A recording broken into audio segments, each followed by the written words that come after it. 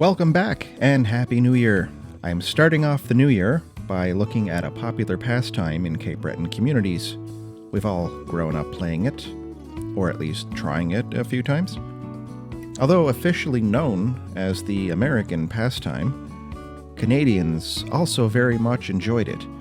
It almost became our national sport and has created community bonds through rivalry in times past, before the modern world has made the distances between our communities feel not so far away. In fact, some coal miners even moved, not to be near family, but to play ball for a particular team in the mining leagues.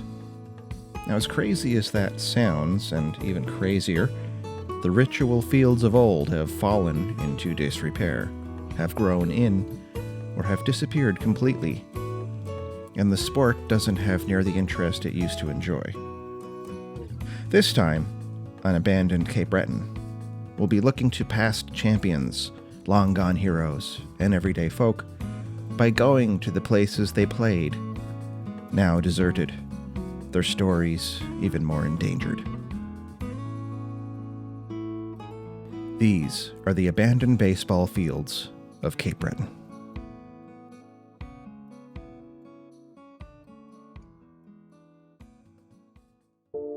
For starters, ask anyone in Cape Breton if there are abandoned fields near them.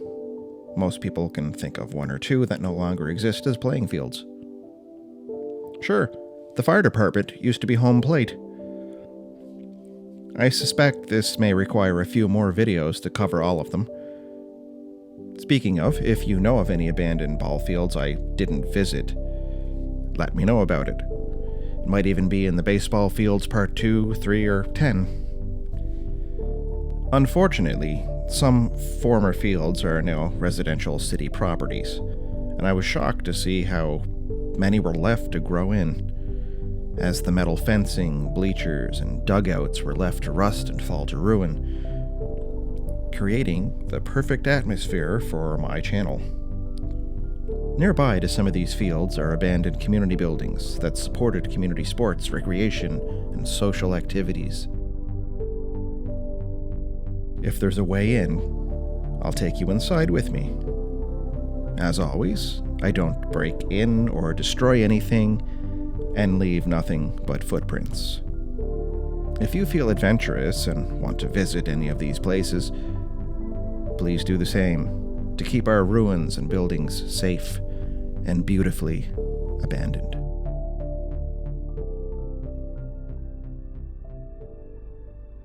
There are a lot of names associated with baseball in Cape Breton, from builders like Eddie Gillis or Henry Boutilier Jr., to the teams like number 11 Antonians, the Glace Bay Colonels, the Waterford Giants. But we can't forget the great players over Cape Breton baseball history. Perhaps you recognize some names like Mike Roberts, Heck Andrews, Yogi Boutilier, Han Ferguson, Skit Ferguson, Dougie Petrie, Leon Carter, Vince Guthrow, Ralph Johnson, Jimmy Odell, or maybe even Charlie McDonald out of Inverness.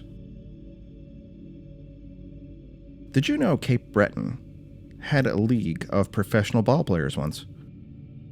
Miners, as in colliers, even had their own minor league, pun not intended. The Cape Breton Colliery League, which had teams such as the Dominion Hawks, the Glace Bay Miners, the Waterford Dodgers, and Sydney Mines Ramblers. Rumor has it folks would move to work at different mines just to play ball on their team. Before our lives were consumed by tech, Capers worked hard and played harder, and they took their baseball seriously. All this to say, Capers used to be baseball crazy. Now, the fields of play are slowly becoming less and less common, and many have and are disappearing into history. I've captured a few in this episode in various stages of decay and are gradually being reclaimed by the land.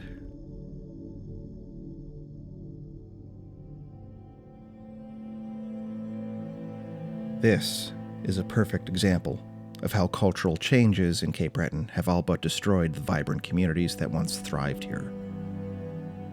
In 1957, a group of locals from Glace Bay, tired of meeting in their living rooms, they bought an old house on North Street and opened the North Street Athletic Club at this location.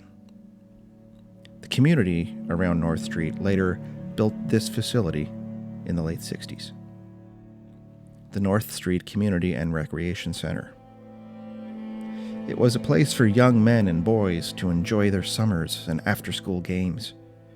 For adults, there were dances, dart leagues, and many other events put on by the community.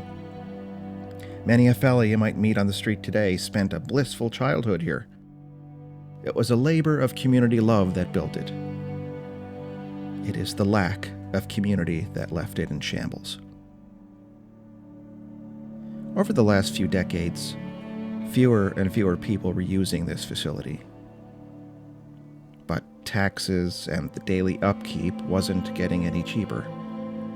The decline in families and birth rates since the mine closures has ultimately emptied the revenue coffers. Debt began to accumulate. Add North Street falling into the sea to the multiplying empty lots nearby, and the old guard still running the club could no longer afford to operate. This is an all too familiar story in Cape Breton communities. The last event here was a dart league in the early 2010s. After a year with no interest in using the building, it was shuttered. It was up for sale at one point for a cost of debts owed, about 10 grand. No one wanted it. Today, it's the Fat Toke Zone, frequented by drug addicts and vandals that break in through the shoddy plywood covering the old patio door. The basement absolutely reeks of mold and musty smells. It's a sad end to such a happy place where weddings and baby showers were celebrated by its members. I wondered, is this photo on the floor one of the founders?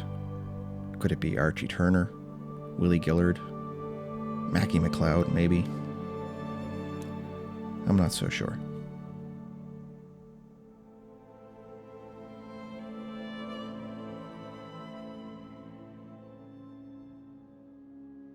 When I was filming for the Marone Towers episode, if you haven't seen it, by the way, click the link above, I noticed what looked like lights while I was driving by their ball field.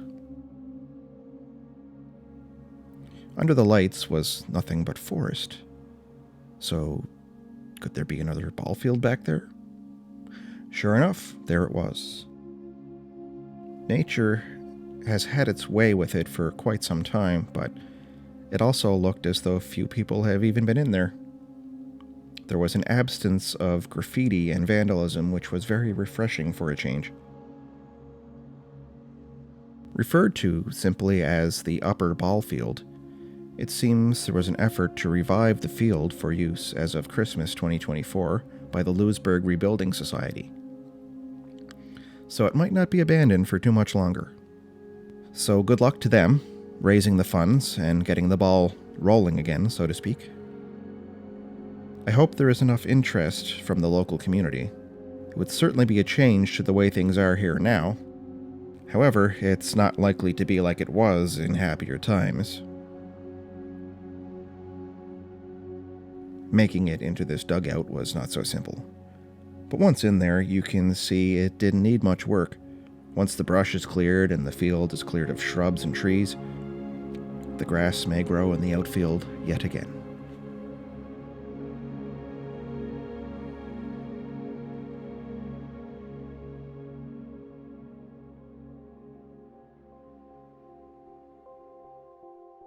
If you've driven down Welton Street recently, you may have seen these abandoned fields.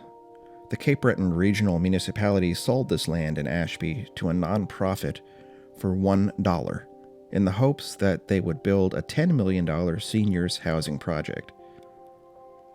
You can see the design in the plans here by the Cape Breton Regional Municipal Planning.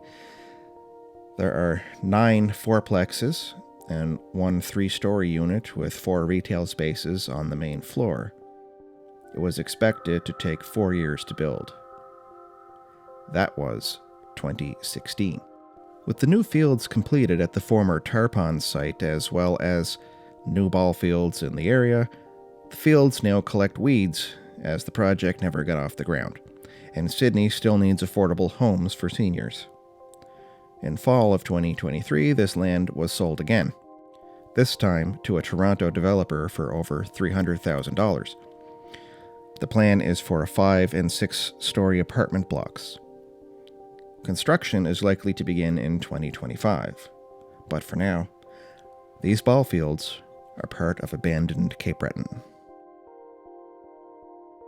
The abandoned building attached here is closed up pretty good, so I can't show you the inside. I couldn't discover anything about it online either. It was like a storage facility or possibly a store of some kind. If anyone out there knows, please let me know in the comments.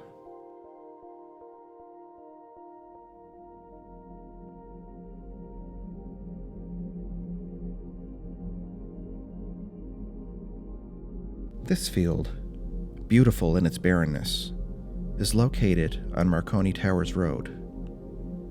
And it is like a black hole on the internet where I do most of my research. I can't find any information at all to fill in the backstory here. Located just down the street from Marone's early 1900s personal address and second location of the towers of his wireless service. Speaking of Marone, if you haven't seen my exploration of the Marone Towers ruins, you can click on the link to visit that episode.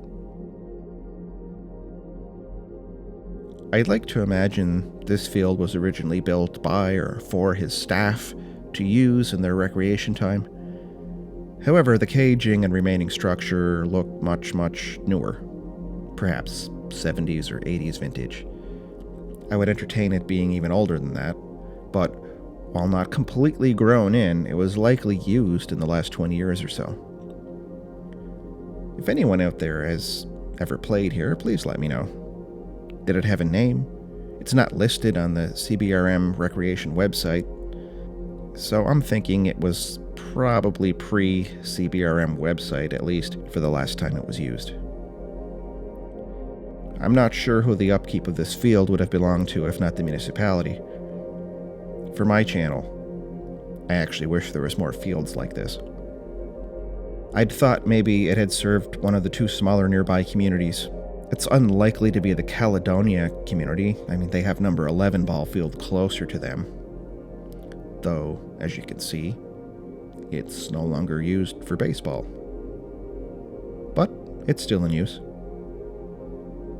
There's also the mining community of Dominion number 26 towards Birch Grove, but that's quite a bit down the road and a long time ago.